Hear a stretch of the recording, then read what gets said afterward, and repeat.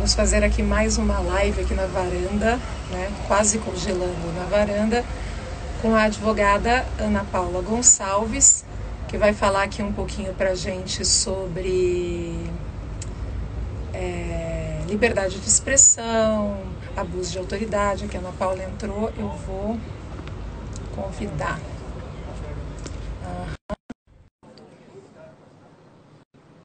Vamos lá. Conectando. Oi, Ana. Olá. Hoje deu certo, entrei logo de primeira, aprendi já a usar. Você tá me ouvindo direitinho? Me Tô vendo? ouvindo, tô ouvindo bem, tô te vendo bem. Estão me ouvindo bem? Tô sim. Agora eu à noite aqui congelando na varanda, né? Nossa, eu até pensei, eu falei assim, a varanda poderia ser na lareira hoje. Vamos lá. Hoje a gente vai conversar um pouquinho, que é um assunto que está aí. Eu acho até bom esclarecer, né? Sobre a liberdade de expressão e sobre o abuso. Uhum. Até quando vai coisa, quando começa a outra. Tá? Vamos conversar. Primeiro você explica para a gente os fundamentos, e aí depois eu vou te fazer Uhum. algumas perguntas sobre esse processo todo do STF e etc. Tá. Então, assim, ó, primeiro, boa noite aí a todos. E até te parabenizar pela coluna aí na varanda, achei super legal a sacada do nome também da Karina. Tenho assistido todas. Ah, Então, vamos lá. Liberdade de expressão. É uma coisa tão. Vou procurar ser bem objetiva hoje, porque é uma coisa tão óbvia, tão absoluta de cada um, que eu acho até um absurdo certas coisas que a gente viu ontem, mas enfim. Então vamos lá. Artigo 5º da Constituição Federal, inciso 4. É livre a manifestação do pensamento, sendo vedado o anonimato.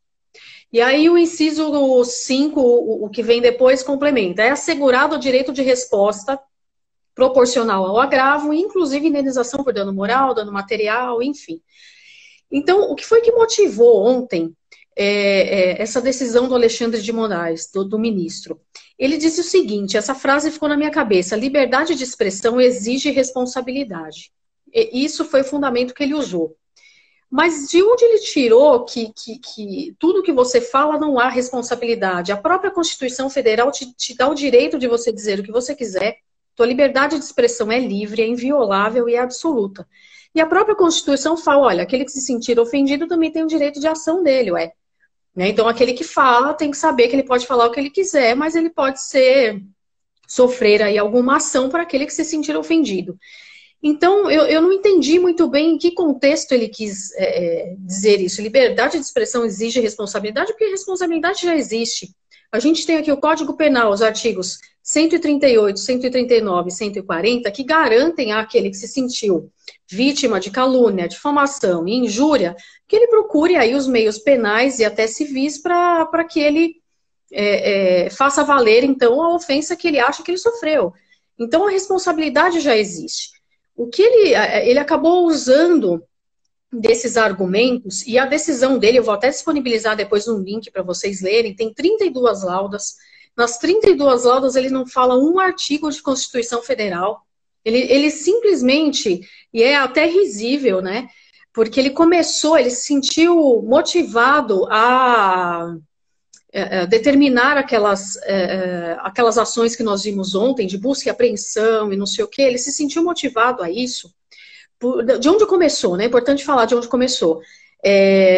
Dois deputados especificamente começaram a dizer aí que há existência de um gabinete de ódio, deputados esses, Alexandre Frota e Joyce Hasselmann, e eles disseram, inclusive ele coloca na decisão dele trechos dos depoimentos dessas duas pessoas e que motivaram a investigar gabinete de ódio. E aí ele coloca, a partir da página 7 da decisão, ele dá lá alguns exemplos que, segundo ele, precisa ser investigado. O que é isso? Então, se você pegar lá a partir da página 7, você vai ver opiniões de várias pessoas, hashtag STF é uma vergonha nacional, poxa, esse Gilmar Mendes deu uma decisão aqui super inconstitucional. Então, opiniões das pessoas. Então, veja, de opinião, liberdade de expressão para fake news tem uma diferença, um caminho muito grande aqui. É importante dizer também que a lei do Marco Civil da Internet, que é a 12.965, essa própria lei do Marco Civil da Internet, ela preserva os cidadãos, ela quis dar um pouco mais de, como é que eu posso dizer, de garantia que tudo aquilo que você vai postar, que você tenha privacidade. E a própria lei do Marco Civil da Internet, ela não fala o que é fake news. Então, qual é o conceito que o judiciário tem usado para classificar o que é fake news e o que não é? É simples assim, olha. Informações prejudicialmente incompletas. O que é, né? Então, tudo aquilo que para eles é uma informação prejudicialmente incompleta é tido como fake news. Então, veja, é super subjetivo. O que para mim é uma informação incompleta, para você pode ser super completa e quis dizer tudo. Então, assim, a própria lei não fala o que é fake news. Aí ele pega as opiniões, são opiniões das pessoas, e a partir daí ele conclui que há fake news e que precisam ser investigadas. Isso nada mais é que censura, na minha ótica. Censura essa que é vedada pela Constituição Federal. É legal dizer também, só complementando isso tudo, que isso ninguém fala, né? É importante, eu li aqui no começo o que fala a Constituição Federal, é livre manifestação do pensamento sendo vedado ao anonimato, mas a Declaração Universal dos Direitos Humanos, no seu artigo 19, diz o seguinte: todo ser humano tem direito à liberdade de opinião e de expressão, e este direito inclui a liberdade de, olha que interessante, sem interferência, ter opiniões e procurar receber e transmitir informações e ideias, por quaisquer meios, independentemente de fronteiras. Por que eu fui buscar a Declaração Universal dos Direitos Humanos? Porque o nosso artigo 5º da Constituição Federal equivale, nos tratados internacionais, como eu já falei no vídeo anterior, à proposição constitucional. Então, veja, a Declaração dos Direitos Humanos, isso eles não falam, né? Nos garante que a gente possa expressar a nossa opinião, nossa livre opinião, por qualquer meio existente, independentemente de fronteiras. Então, você relativizar esse teu direito à liberdade de expressão, quando você começa a relativizar isso, você começa a dar margem e dar brecha para esse tipo de decisão que foi tomada ontem. Então, veja, eu vou disponibilizar a decisão, vocês vão ver que as opiniões que o Alexandre de Moraes se baseou para dizer que é fake news são opiniões pessoais. Então, não tem ali denunciação de crime ou nada que ele pudesse querer investigar. Então, é uma via, vamos dizer assim, uma via inversa, uma via paralela para ele censurar. Nada mais que isso. Na minha ótica, eu vou disponibilizar a decisão. Eu ia te perguntar isso. Pode o STF, ou pior ainda, um ministro do STF, acusar, processar, investigar e depois julgar? A quem o STF responde? Pois compete, conforme o artigo 52, inciso 2 da Constituição Federal, compete ao Senado Federal processar e julgar os crimes de responsabilidade cometidos pelos ministros do Supremo. Isso está na Constituição Federal, então compete ao Senado. O Senado é que tem o poder de fazer isso. E aí, uma pergunta legal, né? Mas isso que ele fez ontem configura crime de responsabilidade? No meu entender, se a gente for ler a leitura da Lei 13.869, que é a Lei de Abuso de Autoridade, sim.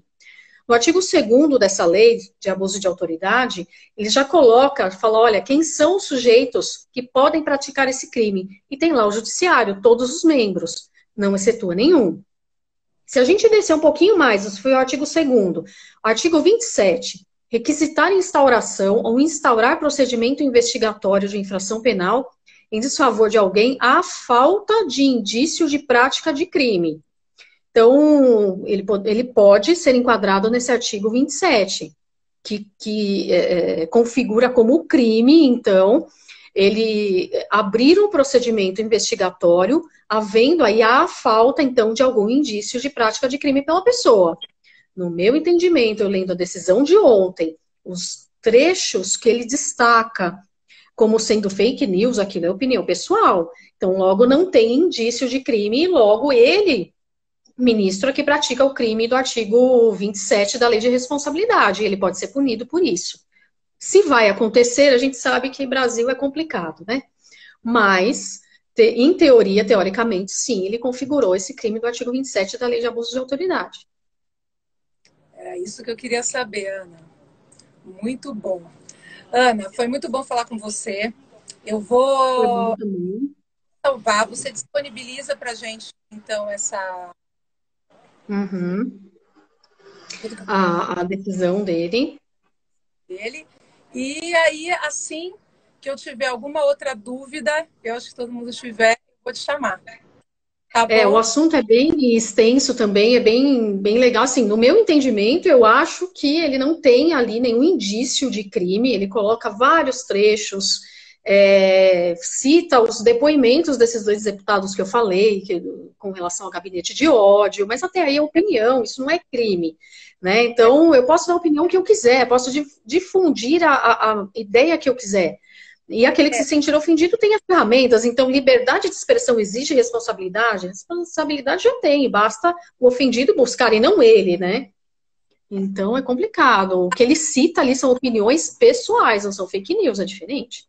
a impressão que eu tenho até é que ele armou toda essa investigação e entrou na casa das pessoas, constrangeu as pessoas, até por uma acusação de uma coisa que não existe, porque já é uma fake. O gabinete do ódio já é Então, uma fake, entendeu? Já é uma coisa é, que não existe. Então, quer dizer, então foi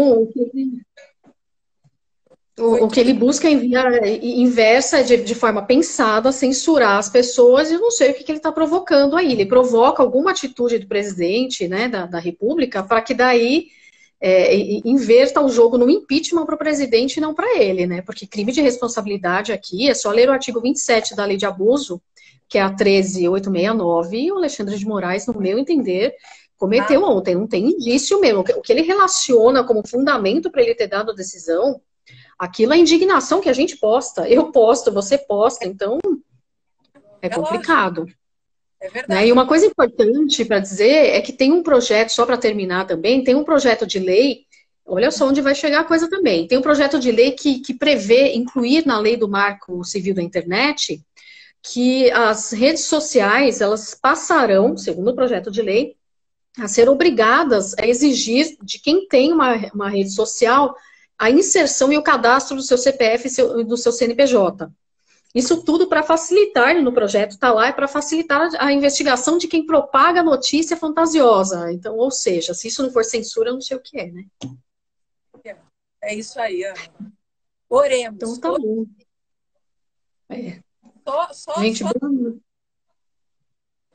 deu uma falhada aqui. Mas vamos ver, tomara que isso tudo não passe, né? Tomara que, enfim, a decisão do Alexandre de Moraes tenha sido isolada, porque senão é complicado ter um STF nesse nível de intervenção, né, da nossa liberdade. É complicado. E, no meu entender, não é relativa a coisa nenhuma, é absoluta. Ou você tem ou você não tem.